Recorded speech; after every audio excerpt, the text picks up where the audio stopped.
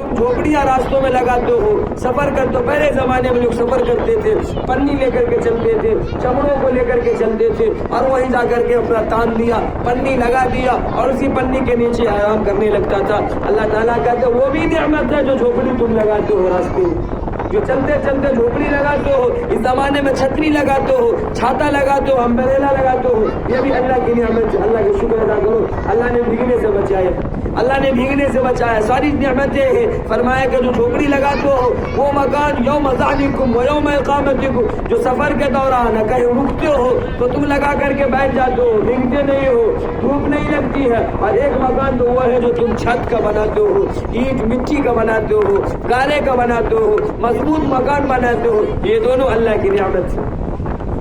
अल्लाह ताला आगे आगे आखिर में फरमाया वयुतिम्मु निअमतहु, अल्लाह ताला तुम पर निअमत मुकम्मल करता, लअल्लकुम तुस्लिमून, ताकि तुम फरमाबरदार बन जाओ।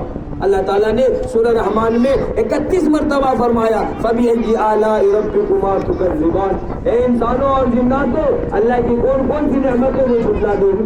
एक नियमत है पानी की नियमत, खाने की नियमत, सोने की नियमत। जिसको नींद नहीं आती उनसे पूछिए, उनसे पूछिए, वो रोजाना दवा लेकर के सोते हैं। अल्लाह ने फरमाया सोचो ना जरा सा, हमने तुम्हारी नींद को आराम की चीज बना दिया। जी तुम्हारी नींद को, अल्लाह ताला ने कहा कि हमने तुम्हारी नींद को आराम की चीज बना दिया। सो लेते हो तो सुकून मिलता, ये अल्लाह की नियमत है, ये अल्लाह की नियमत है। चल लेते हो अल्लाह की नियमत है, पानी एक घोट पी लेते हो अल्लाह की नियमत है, और पेशाब के रास्ते से वो कतरा निकल जाता, ये भी अल्लाह की नियमत है।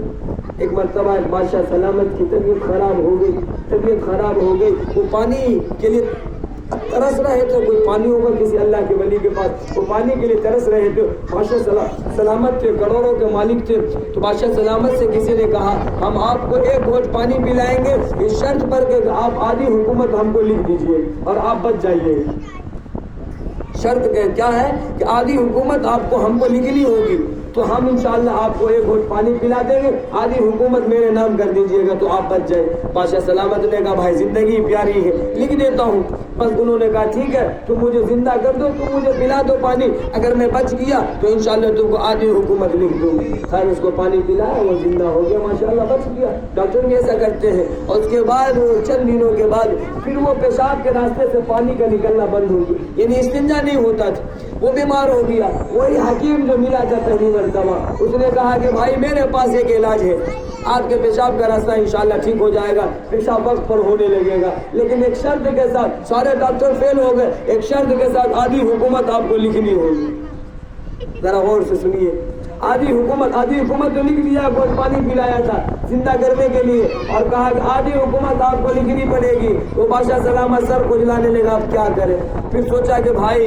उस जमीन और उस हुकूमत की, उस सल्तनत का क्या करना, उस मालो दौलत का क्या करना जब जिंदगी न रहे, लिहाजा हम आपको लिख देंगे, अगर पेशाब के खतरा पेशाब के रास्ते से निकल जाता। कहा बिल्कुल निकल जाएगा। खैर उनको पिलाया, कुछ दवा दिया, अल्लाह ताला ने पेशाब के रास्ते से उसका पेशाब निकलवा दिया।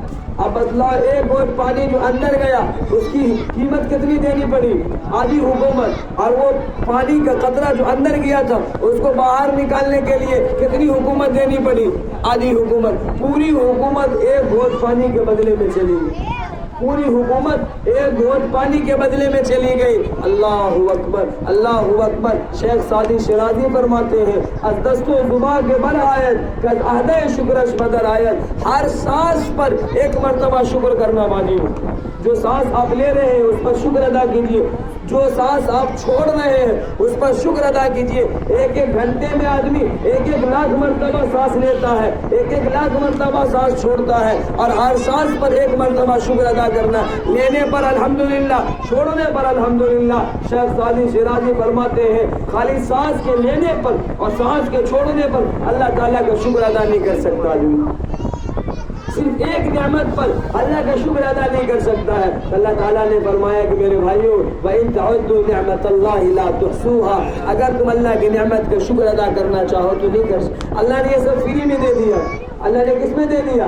فری میں، اس کا کوئی پیسہ نہیں لے رہا ہے، اللہ تعالیٰ کوئی بل نہیں لے رہا ہے۔ اگر اللہ تعالیٰ ہر سانس کے بدلے میں بل لیتا کیا ہم بل پے کر پاتے؟ سچ بتلائیے، کیا یہ بل دے پاتے؟ کوئی نہیں دے پاتا۔